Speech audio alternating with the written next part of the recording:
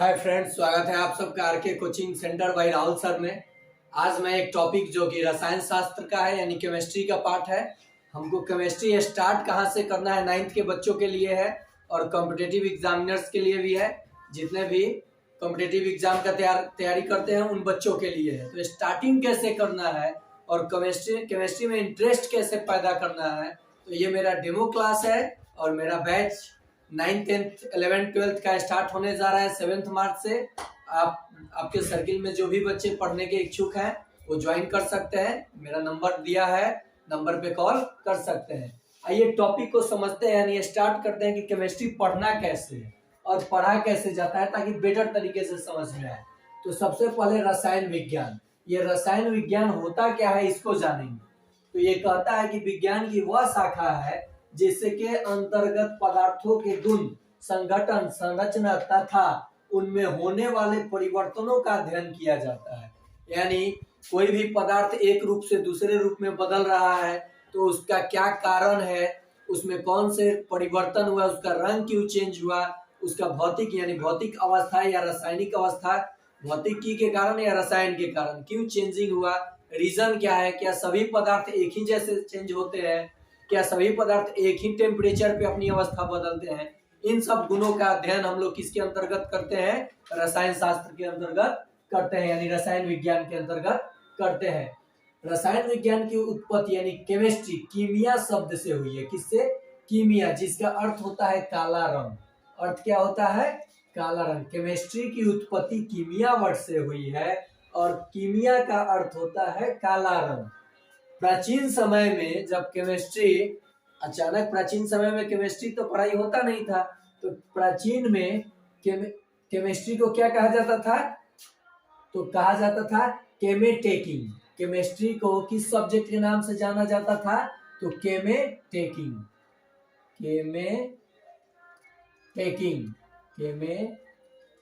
के नाम से जाना जाता था केमिस्ट्री को। अब देखिए, आधुनिक रसायन शास्त्र के पिता या रसायन शास्त्र के पिता किसे कहोगे, यानी किसी ना किसी चीज की उत्पत्ति हुई है, जन्म हुई है तो किसी ना किसी के द्वारा ही हुई है।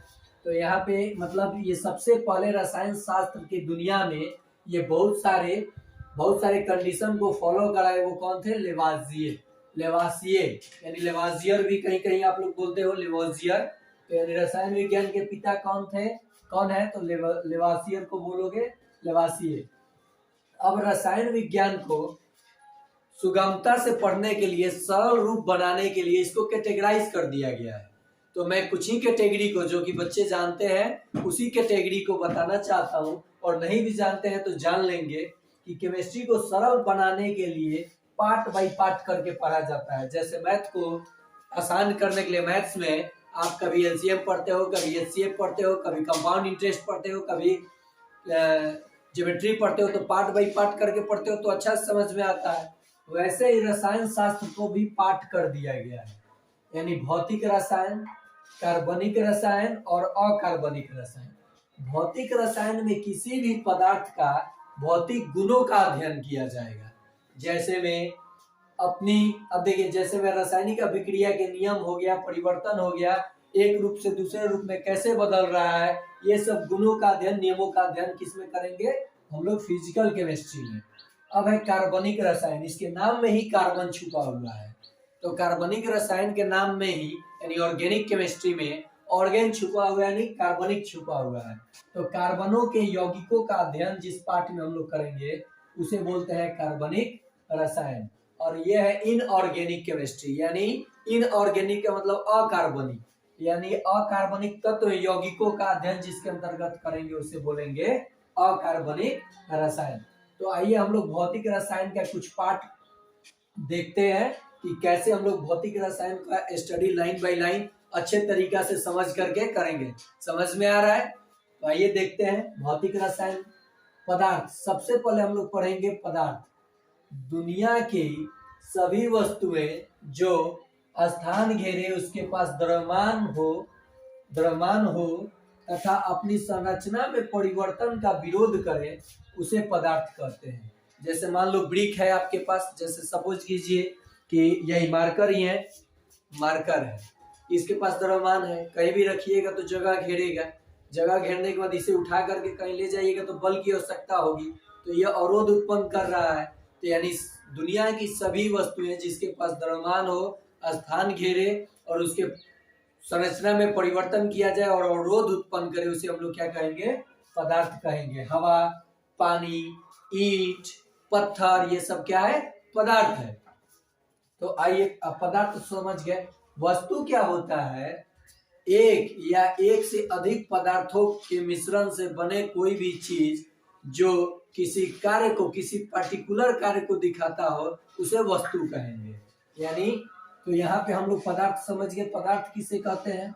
अब देखिए, प्राचीन समय में भारतीय यूनानियों का मतानुसार, यानी प्राचीन समय में, पुराने समय में भारतीय और यूनानियों के द्वारा ये कहा गया कि जितनी भी वस्तुएं हैं वो पंचतत्व से मिलकर बने हुए हैं, और ये सही भी है, जिसे हम लोग अपने धर्म में भी पढ़ते हैं।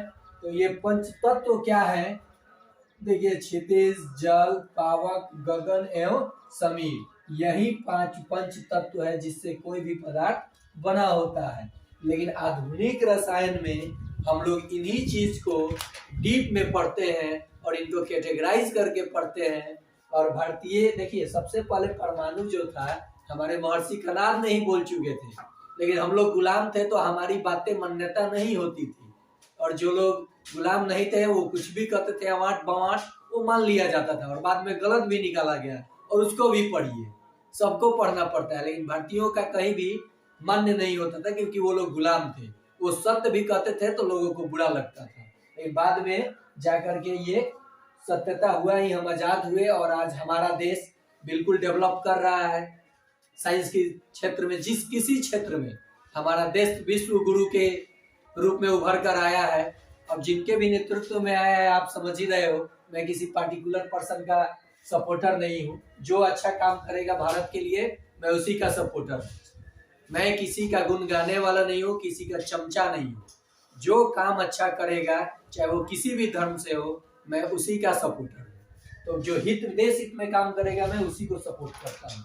अब देखिए, पदार्थ का वर्गीकरण कैसे किया गया है। तो भौतिक वर्गीकरण और रासायनिक वर्गीकरण, पदार्थ के वर्गीकरण किया गया है। तो भौतिक परिवर्तन में ठोस, द्रव, गैस, और रासायनिक परिवर्तन में शुद्ध पदार्थ और मिश्रण पदार्थ।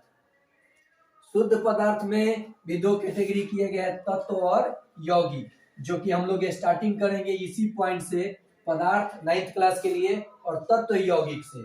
और मिश्रण में है समांग मिश्रण और विषमांग मिश्रण। फिर तत्व में भी बदलता है, तत्व के भी 2 पार्ट हो जाते हैं, धात्विक और अधात्विक, और यहाँ यौगिक में भी 2 पार्ट हो जाते हैं। तो ऐसे ही करके हम लोग केमिस्ट्री का क्लास पार्ट बाय पार्ट करके वीडियो में बनाऊंगा, और क्लास में भी आपको बेहतर तरीके से केमिस्ट्री का नॉलेज दूंगा, ताकि आप किसी भी पदार्थ की संरचना, गुण, नियम, परिवर्तन के बारे में आसानी से बता सको और समझ सको।